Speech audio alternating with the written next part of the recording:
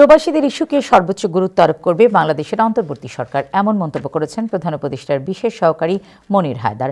শনিবার নিউ ইয়র্কের জনপ্রিয় বাংলা টেলিভিশন চ্যানেল টাইম টেলিভিশনের টাইম এক্সক্লুসিভ অনুষ্ঠানে তিনি এ মন্তব্য করেন। এ লক্ষ্যে অন্যান্য সংগঠনের মতামত নিয়ে বাংলাদেশ সোসাইটিকে মতামত দেওয়ার তাগিদ দিয়েছেন। এতে বাংলাদেশি কমিউনিটির বিভিন্ন পর্যায়ের নেতা ও বিশিষ্ট ব্যক্তিরা উপস্থিত ছিলেন। এর আগে টাইম টেলিভিশনের প্রধান উপদেষ্টার বিশেষ সহকারী মনির হায়দার এসে পৌঁছলে তাকে ফুল দিয়ে শুভেচ্ছা জানান টাইম টেলিভিশনের সিইও আবু তাহের। আমি এটার প্রেক্ষিতে বাংলাদেশ সোসাইটির যারা আছেন প্রেসিডেন্ট সেক্রেটারি তাদেরকে একটা কথা বলবো যে 1 কোটি, 1.25 কোটি, 1.5 কোটি, 1.25 কোটি ঠিক কত বাংলাদেশি বিদেশে আছে এটার স্পেসিফিক পরিসংখ্যান নাই, কিন্তু যত যাই থাকুক যুক্তরাষ্ট্র প্রবাসীরা কিন্তু অন্য প্রবাসীর চাইতে ভিন্নতর। এই সমস্যাগুলা সারা পৃথিবীতে থাকা সব বাংলাদেশি প্রবাসীরই সমস্যা। এটা শুধু আমেরিকায় থাকা বাংলাদেশের সমস্যা না। তো আপনাদের 2টা পয়েন্টে যদি আপনারা একটু বাংলাদেশ সরকারকে হেল্প করেন, একটা হইল যে এই যে সার্ভিসেসগুলা এনআইডি, পাসপোর্ট, অন্য আরও যেগুলা, এই সার্ভিসেসগুলোর ব্যাপারে একটা স্পেসিফিক প্রপোজাল যদি আপনারা সোসাইটি থেকে বানায় দেন। আরেকটা হচ্ছে যে এই যে কিভাবে বাংলাদেশে সংস্কার বলি বা অন্য কর্মকাণ্ডে আমরা আসলে প্রবাসীদের চাওয়ার কিছুই নাই। আমরা এখান বাংলাদেশ থেকে কিছু চাই না। আমাদের চাওয়ার আসলে এখানে যারা বসে আছে সবাই ওয়েল এস্টাবলিশ, তাদের চাওয়ার কিছু নাই। আমরা দিতে চাই।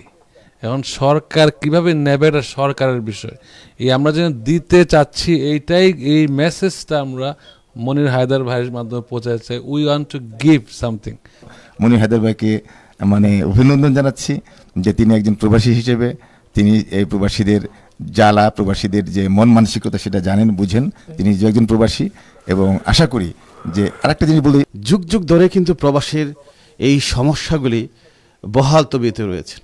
সরকার আসে, সরকার যায়, কিন্তু প্রবাসীদের সুখ দুঃখ বেদনার কথা কেউ পরিষ্কারভাবে করে জানে না, শেষ করে যেতে পারে না। তো আজকে আমাদের একজন মানুষ পেয়েছি যিনি প্রফেসর ডক্টর ইউনূস সাহেবের প্রধান উপদেষ্টার সাথে বিশেষ সহকারী কাজ করবেন, যারা দেশের অর্থনৈতিক শক্তিকে চালিত করছে, অর্থনৈতিক চাকা ঘোরাচ্ছে, যেই প্রবাসী, যে রেমিটেন্স যোদ্ধা, তাদের প্রতি কিন্তু বর্তমান সরকারকে একটু নজর দিতে হবে।